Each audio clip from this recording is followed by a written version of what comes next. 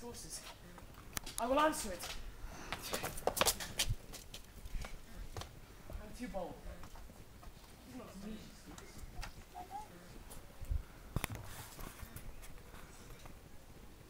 Two of the fairest stars in all the heaven, having some business, do entreat her eyes to twinkle in their spheres till they return.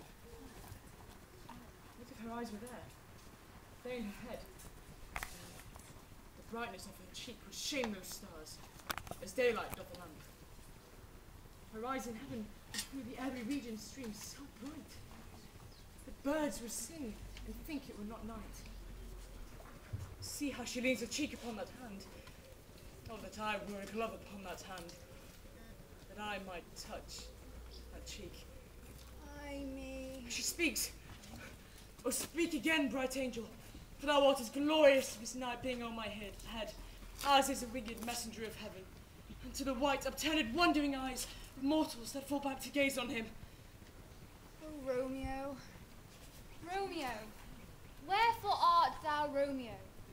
Deny thy father and refuse thy name. Or if thou wilt not, be but sworn, my love, and I'll no longer be a Capulet. Shall I hear more? Or shall I speak at this? 'Tis but thy name that is thy enemy, though not thyself. Thou art a Montague. What's Montague? It is not hand, nor foot, nor face, nor arm, nor any of the parts belonging to a man. Be some other name. That which we call a rose by any other name would smell as sweet, so Romeo would, were he not Romeo called, retain that dear perfection which he owes without that title. O Romeo, doff thy name, and for thy name which is no part of thee, take all myself. I take thee thy word. Call me but love, and I'll be new baptized. Henceforth I never shall be Romeo. What man art thou thus bescreened in night, so stumblest upon my counsel? By a name. I know not how to tell thee who I am.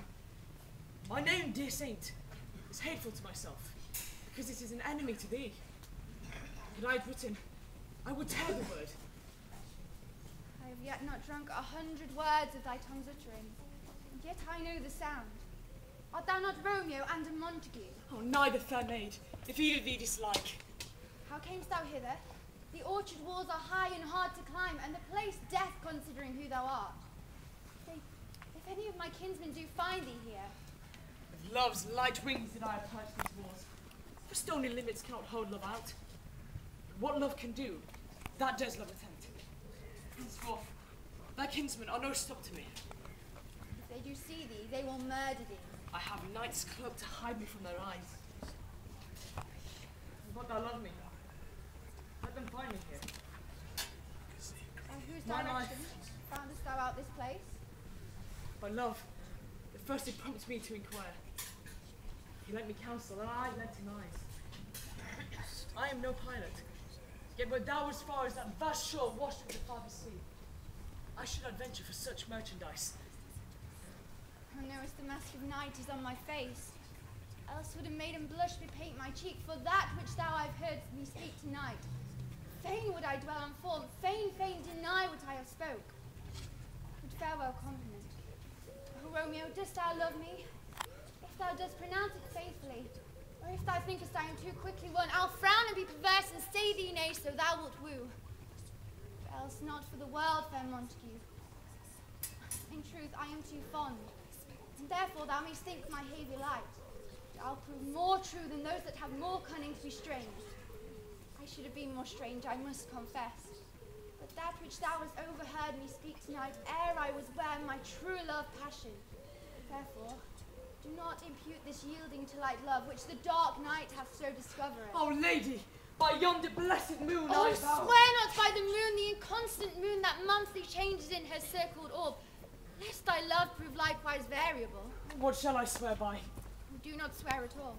Or if thou wilt, swear by thy gracious self, which is the god of my idolatry, and I'll believe thee. Oh, if my heart's dear love. Do not swear. I have no joy of this contract here tonight. It is too rash, too sudden, too bold, too unadvised, too like the lightning which does cease to be, ere one can say it lightens. Good night. Good night. This bud of love by summer's ripening breath may prove a beauteous flower when next we meet. Good night. Why wilt thou leave me so unsatisfied? What satisfaction canst thou have tonight? The exchange of thy love's faithful vow for mine. I didst give thee mine before thou didst request it. And yet I would it were to give it thee again. Wouldst thou withdraw it? For what purpose? Love?